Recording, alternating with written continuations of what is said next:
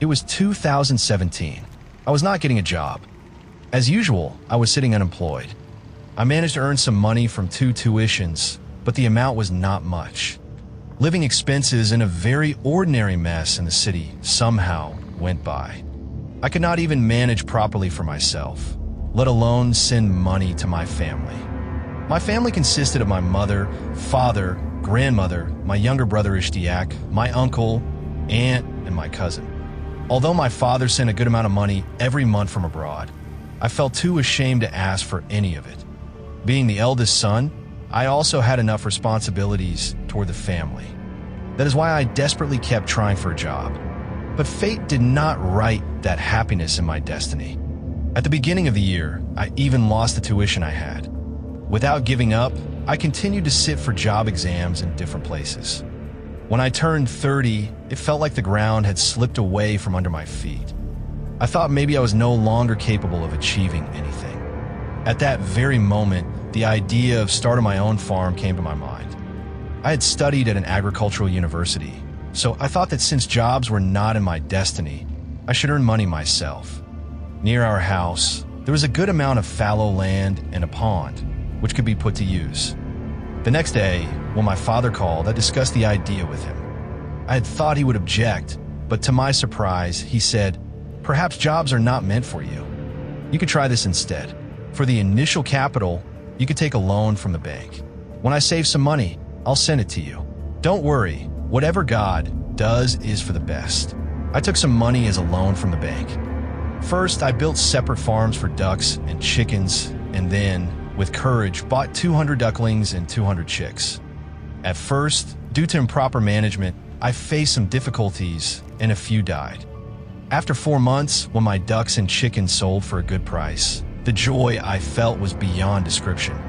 I earned a good profit the first time. Thinking about it, I realized I could make this my livelihood. Why work under someone else when I could do this? I thought that since I had profited in the first attempt, if I expanded the farm, I would surely earn more. My living expenses would be taken care of. This time, I decided to buy 2,000 chicks and 2,000 ducklings. But for that, the farm had to be expanded. We had no shortage of land, so I thought I should build a larger farm. Who knew? That would be the biggest mistake of my life. That was where the real story began. We had inherited a few big has of land. I thought I would set my farm there. In one corner of our land was a dense bamboo grove. I had never seen anyone take bamboo from there. Once, a man who came to cut bamboo there in the evening had died suddenly. Since then, no one dared to take bamboo from that grove. One of my university friends worked in the livestock department. I spoke to him over the phone and took advice. I also visited the livestock office and discussed it with the officers there. After visiting, they told me that to expand the farm for 2,000 ducks and 2,000 chickens, I would need to clear that bamboo grove.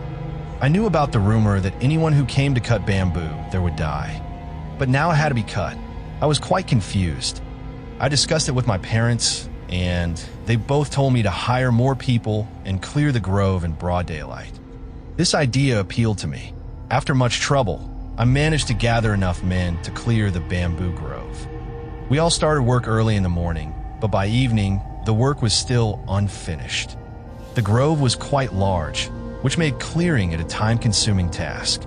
Anyway, I told everyone to return the next morning so we could finish before noon. They agreed and left. The next day, I woke up very early and waited for them. I was waiting. The plan was that at dawn, they would come and start their work. My surprise knew no bounds when I noticed that it was already 10 o'clock in the morning and not a single person had stepped into our house. With a strange feeling inside me, I set out for the house of one of the men. Among them, there was one who acted like their leader, but more surprises were waiting. When I reached that leader's house, to my astonishment, I saw that almost all of those who had come to our house yesterday were sitting in a circle in his yard, discussing something. The leader's name was Cuttis. I asked, "What happened, Cuttis? What's wrong with all of you? Weren't you supposed to come to my house this morning?" This time, Cuttis replied on behalf of everyone, "Forgive us, Fahim. It is not possible for us to go there." I was stunned. "What are you saying, Cuttis? Why won't you come? Why won't you come to my house? Has something happened?" What Cutis said next left me speechless. He said that last night, after going to sleep, they all saw the exact same dream. In the dream, they saw the big bamboos of the bamboo grove swaying violently in the wind, and on top of the swaying bamboos, several figures were sitting. Together, in loud voices, those figures said, "If you come to that house tomorrow and touch the bamboo grove, you will surely die. No matter what, you will die. No one will be able to save you. Tell this to everyone." After waking up, they all rushed to Cutis's house to share the warning. Hearing this, I stood there like a fool for a while. No matter how hard I tried, I couldn't convince them. They were already superstitious, and now that they all had seen the same dream, none of them agreed. Finally, Cutis took the responsibility of bringing some other men from elsewhere. The next day, those new men came. Though it took some time, they managed to clear the place fairly well. That night, I had a terrifying dream. A violent storm was blowing, and the whistling of the wind was so unnaturally loud that it seemed to pierce my eardrums. Amidst the noise, I clearly heard a voice saying, "What you did was not good. There is only one punishment for what you did today, death." Then the voice burst into a chilling, spine-tingling laugh and continued, "But you will not die so easily. First, you will watch everything you own be destroyed. You will watch your family die before your eyes, and then we will celebrate your death. Prepare for death." I did not sleep well. The next morning, as soon as I woke up, I asked my mother, grandmother, uncle, aunt, and siblings if they had dreamt anything last night. I thought they would all say they had bad dreams. But to my surprise, no one had dreamt anything. That meant it was happening only to me. But why? And what did it have to do with that bamboo grove? Everything was getting more confusing. Still, I did not lose hope. Later in the day, I suddenly saw Cutis running toward my house, completely out of his senses. Crossing the yard, panting heavily, he said, "Fahim, disaster has struck again." I was shocked. What happened? Cutis said, "Last night, everyone who came to your house to cut the bamboo fell terribly ill with high fever. As soon as I heard, I ran to your house. Please come with me." Without delay, I went with him. Those men lived in the same colony. After talking to them, I was truly frightened. Just like the first group of men, all of them had nightmares the previous night. They saw countless shadowy figures surrounding the bamboo grove, circling around and saying, "Did you think you would escape after destroying us? Never. You will be punished. The greatest punishment will befall the members of your household." After seeing that dream, every man who had worked yesterday fell ill. I didn't know what to do. I managed some money for their treatment and came back home. My head was feeling heavy with all these thoughts. When my father called, I told him everything in detail. I thought he might suggest some solution, but instead he burst out laughing. Laughing, he said, "Oh my son, this is nothing but their superstition. There's no need to bother about such nonsense. Just carry on with your work." My head was aching badly. That evening, after prayers, I went to my room, turned off the light, lay down on the bed, and closed my eyes. Almost immediately, I heard someone whisper very close to my ear, "This hasn't even started yet. If you're in the state already, what will happen later?" Shocked, I jumped up. The light switch was some distance away from my bed. I got up and pressed it, but the light didn't turn on. The fan above was spinning normally. What was wrong with the light? I pressed the switch again, and the moment it clicked, all surrounding sounds stopped completely.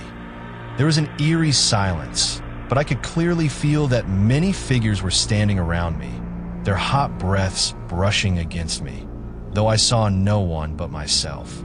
I couldn't take it anymore. My head was spinning violently. With a scream, I fainted. When I regained consciousness, I saw the light in my room was on. Strange. Was that even possible? Turning my head slightly, I saw my cousin sitting beside me. I asked her where the others were. What she told me, I was not ready to hear. A while ago, my grandmother had gone to lock the door to the roof when suddenly she slipped awkwardly on the stairs and broke her waist. Hearing this, I tried to get up from bed, but couldn't. My head felt impossibly heavy. Just then, the power went out. In the dark, I asked my sister to bring me some water because I was very thirsty. As she went to fetch it, I felt hot breath by my ear again, along with a whisper, "This is how one disaster will be followed by another. One by one, everyone will die, and in the end, you will witness it all. Will you be able to endure so much?"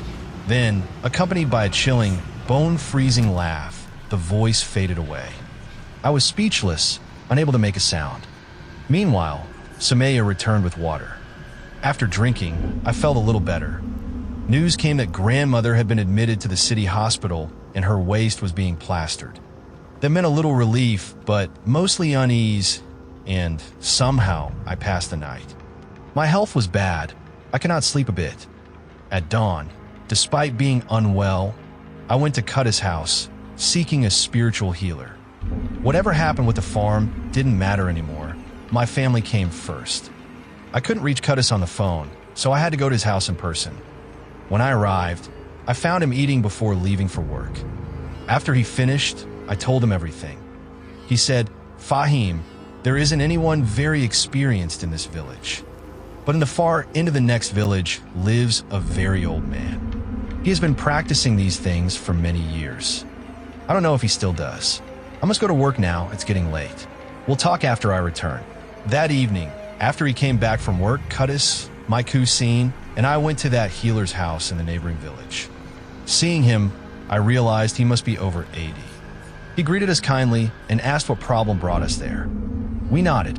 He said, "I don't practice spiritual healing anymore. Still, tell me your problem, and let's see if I can do anything." We told him everything that had happened so far. After listening, the healer was astonished and asked, "Are you the grandson of Kalalala?" All three of us were shocked. My grandfather's name was Kalalala. But how did this old healer know my grandfather's name? When we asked, he said, "That is a long story.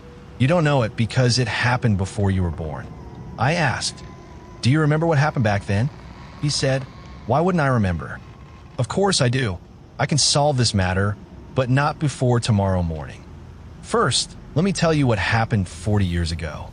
Then the old healer began his story.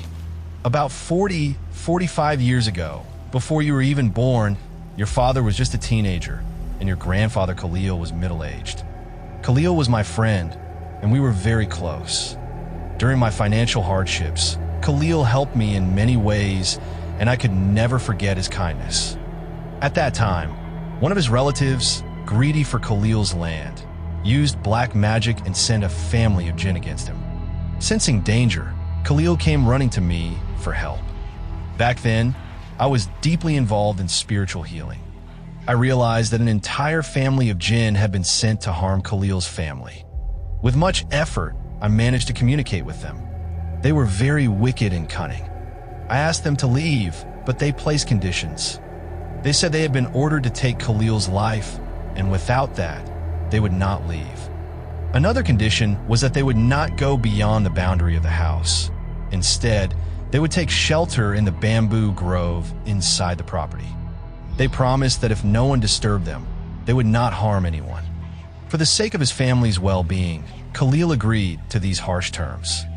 That very day, he suddenly vomited blood and died at home. Before dying, he could not tell anyone about it.